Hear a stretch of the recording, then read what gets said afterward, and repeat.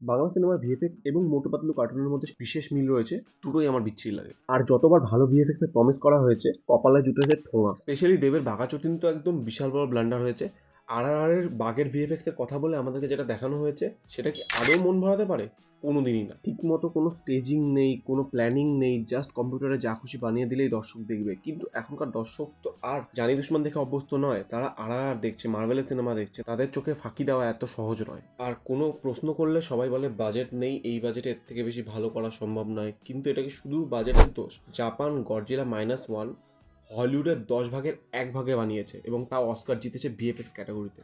আমাদের এই মালায়ালাম ইন্ডাস্ট্রি 2018 26 কোটি টাকার উপরে ওই ধরনের বন্যা ডিজাস্টার ওর ওপর কনসেপ্টের ওপর সিনেমা বানিয়ে দিয়েছে, যেটা সিজিআই বা ভিএফএক্স এর কাজ চরম ছিল। মৃণাল মুরলী এত ভালো একটা সুপারহিরো মুভি মাত্র 18 থেকে 20 কোটি টাকার মধ্যে তৈরি হয়েছে, আর মাত্র 13 থেকে 15 কোটি টাকার মধ্যে সুপার ডিলাক্সের মতন সিনেমা বানিয়ে নিচ্ছে তামিল সিনেমা, যেখানে ভিএফএক্স এর কাজ এত দারুণ রয়েছে, এছাড়াও এত টুকর টুকর অ্যাক্টর রয়েছে, সেই সব কস্টিং মিলিয়ে একটা সুপার ডিলাক্সের মতো সিনেমা তৈরি হচ্ছে। এবং আসল প্রবলেমটা হচ্ছে ভিশনের অভাব। কম টাকায় ভালো ভিএফএক্স করতে গেলে একটু স্মার্ট অ্যাপ্রোচ অ্যান্ড একটু ভালো মতন প্ল্যানিং নিলেই হয়।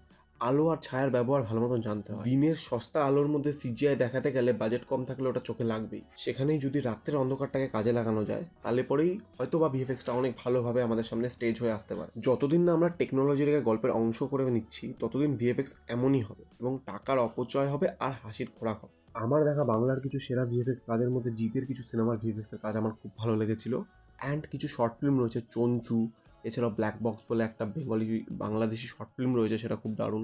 তো ভালো কাজ হয়, চেষ্টা করলে অবশ্যই করা যায়। আপনাদের দেখা বাংলার সেরা ভিজুয়াল এফেক্টসের কাজ কোনটি অবশ্যই আমাকে নিচে কমেন্টে জানান।